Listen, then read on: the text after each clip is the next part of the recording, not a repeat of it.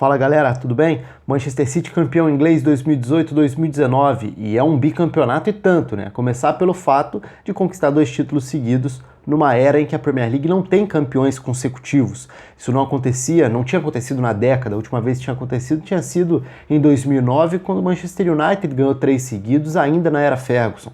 2007, 2008 e 2009 foram esses 3 títulos, mas na atual década a gente tem uma alternância muito grande entre os campeões e a Premier League volta a ter um bicampeão. Mais do que isso, né? A Premier League tem, em 2 anos seguidos, o campeão, o Manchester City, escrevendo a sua história como as maiores campanhas de todos os tempos dentro da era da Premier League, ou seja, essa pontuação do Manchester City, aliás, é do Liverpool também, né?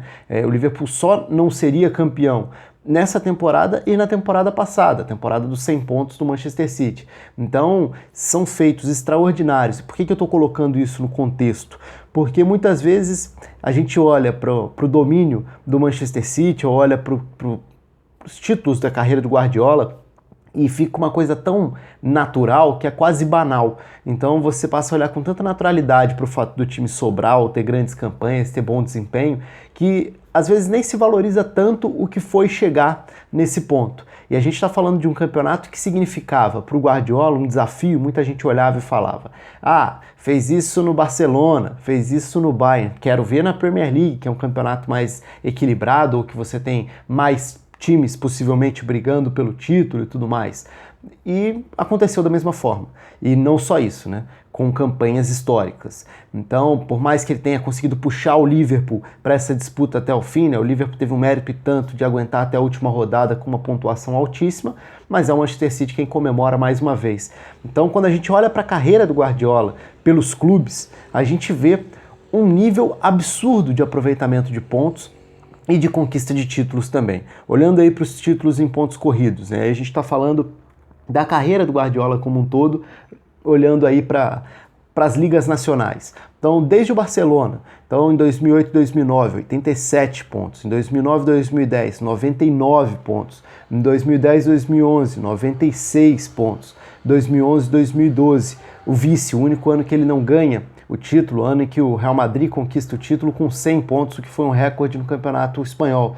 Vai para o Bayern e conquista 3 títulos com altíssimo índice de pontos, lembrando que no Bayern a gente está falando da Bundesliga, que tem 4 rodadas a menos, né? Então o número possível de pontos cai de 114 para 102, são 34 rodadas. Mesmo assim, a primeira temporada, por exemplo, e a última também, né? São temporadas de uma pontuação altíssima. A chegada na Inglaterra significava esse desafio, e ele fica em terceiro no primeiro ano, ano do título do Chelsea com Antônio Conte no comando, depois 2 títulos batendo aí 100 pontos e agora com 98, ou seja, a gente está falando de um Guardiola soberano ao olhar para as ligas nacionais. E aí muita gente, eu falei sobre banalizar o feito, sobre esse lado, muita gente olha e fala: ah, mas chega na Champions, e aí é o que eu quero ver, falta a Champions, quero ver na Europa e tudo mais.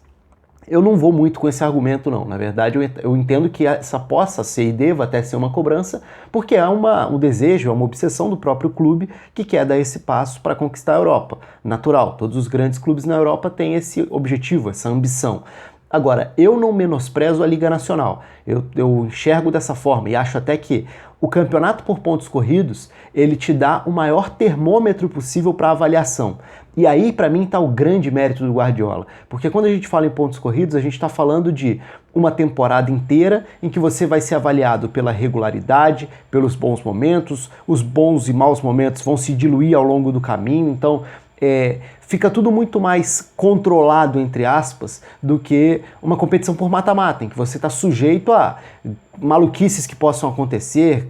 A própria Champions dessa temporada é um exemplo disso, né? Confrontos sensacionais, loucos, inesperados, incríveis. Isso sempre pode acontecer dentro do futebol.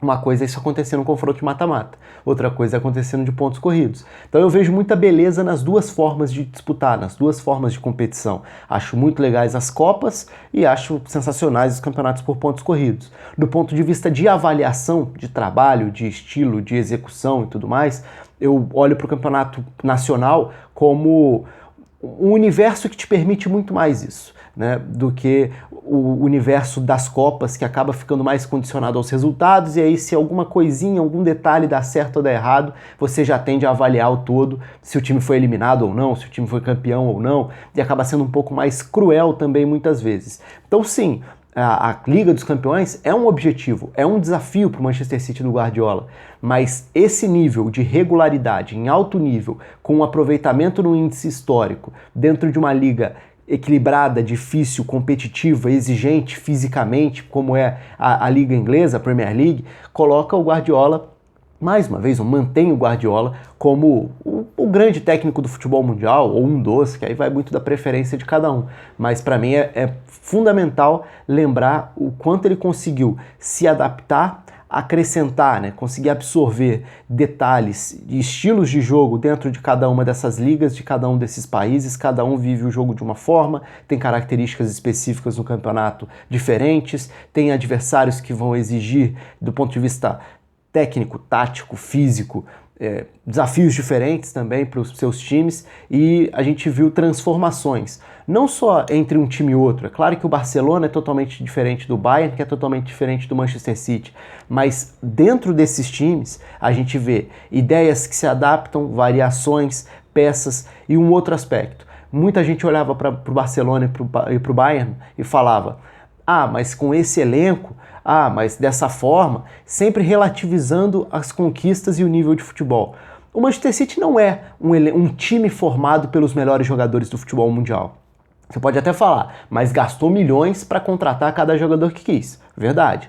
No mercado inflacionado, um clube que tem esse poder econômico, a partir do momento em que ele quiser contratar alguém para uma posição, a pedida vai lá no alto. Mas não necessariamente você está contratando os melhores jogadores. O Manchester City, quando gasta uma fortuna para contratar o Kyle Walker, não está contratando o melhor lateral direito do mundo, por mais que esteja pagando o preço de um dos principais laterais no mundo, porque o preço foi nessa quantia. Mas isso vale para diversas posições. E isso, para mim, só ajuda a reforçar o feito do trabalho, que é o trabalho de criar uma forma de jogo que faz o time ter tanta confiança e ter um mecanismo que funcione tão bem que potencializa as peças. E aí quase todo mundo cresce junto e quase todo mundo passa a atingir um nível melhor, e a gente passa a olhar para os jogadores como se eles fossem até melhores do que eles eram. Não dá nem para falar do que eles são, porque eles também se transformam e acabam evoluindo dessa forma. Hoje, no elenco do Manchester City, se você faz uma seleção do futebol mundial, o Manchester City não vai ser o time com mais representantes, mas você tem jogadores que atingiram um nível muito bom ali. E esse é muito mérito do Guardiola. E não só do Guardiola, né? Os grandes treinadores têm isso como grande virtude em qualquer parte do futebol mundial.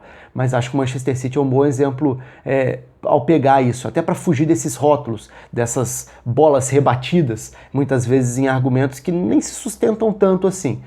Repito, se quiser questionar a falta de um desempenho melhor numa Champions e tudo mais, acho perfeitamente válido, e eu acho que o próprio Guardiola certamente faz esse exercício com muito mais frequência do que a gente.